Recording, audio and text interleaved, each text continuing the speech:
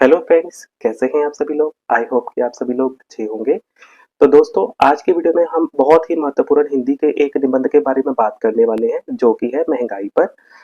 तो दोस्तों, ये जो निबंध है आपको आपके हिंदी के एग्जाम में अक्सर ही जो है देखने के लिए मिल जाता है, जिसको हम आज की वीडियो में कवर करेंगे। आप इसको किस प्रकार से लिख पाएंगे उसके बारे में हम आज की वीडियो में बात करेंगे। तो वीडियो पर एंड तक बने रहें। अगर वीडियो पर नए हैं तो चैनल को सब्सक्राइब कर लीजिए और साथ ही बेल आइकन को प्रेस कर लीजिएगा, क्योंकि आगे की आने वाली वीडियो का नोटिफिकेशन आप तक आसानी से पहुंच जाएगा। सबसे पहले हम जानेंगे रूपरेखा के बारे में। तो रूपरेखा में दोस्तों हमको क्या लिखना होता है, जो भी हम निबंध में बताने वाले होते हैं उसके बारे में हमको यहाँ पर रूपरेखा में लिखना होता है।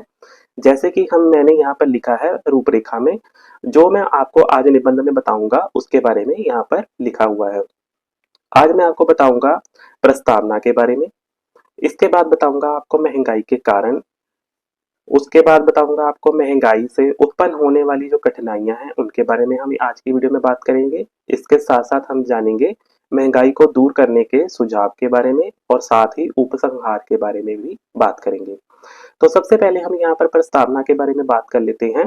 प्रस्तावना में लिखा गया है कि भारत की आर्थिक समस्याओं में महंगाई की समस्या एक प्रमुख समस्या है।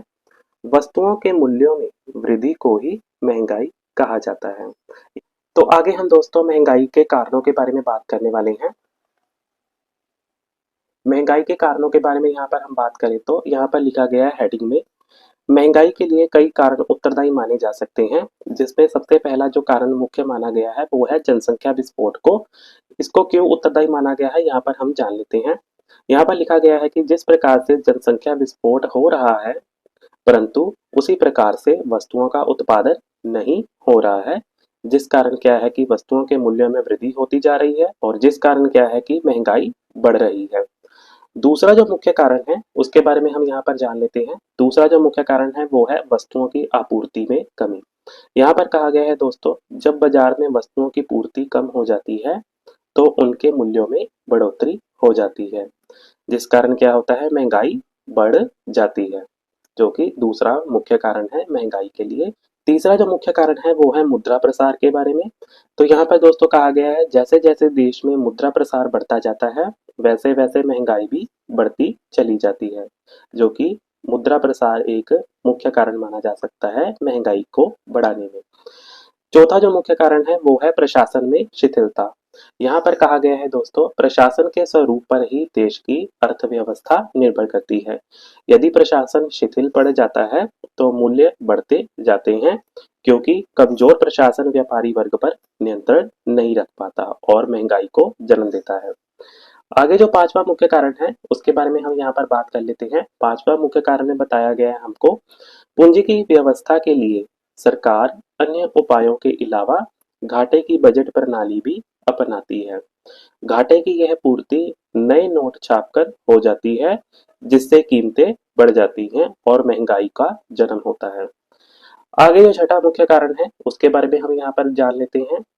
यहाँ पर हम दोस्त यहाँ पर दोस्तों हमको कहा गया है छठे मुख्य कारण में कि हमारे देश में आर्थिक साधनों का असमान वितरण महंगाई का मुख्य कारण है।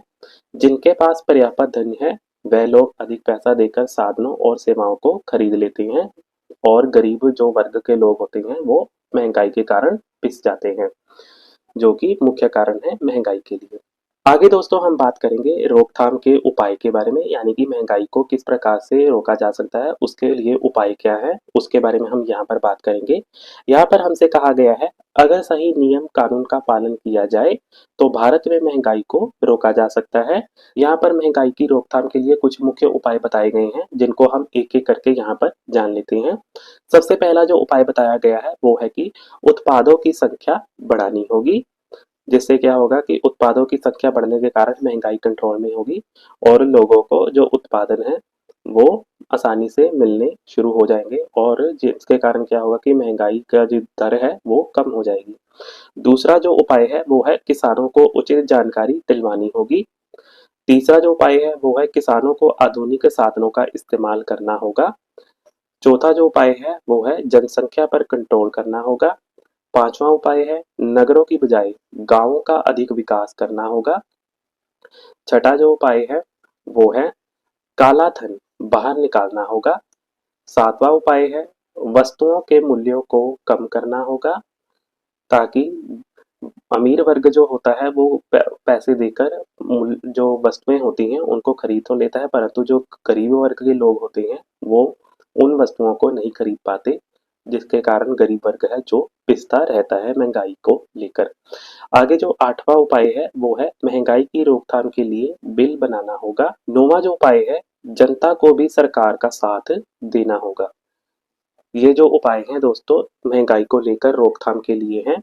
आगे हम बात करेंगे उपसंहार के बारे में, जैसा कि हमने रूपरेखा में देखा था। तो आखिरी जो हम बात करेंगे उपसंहार के ऊपर है।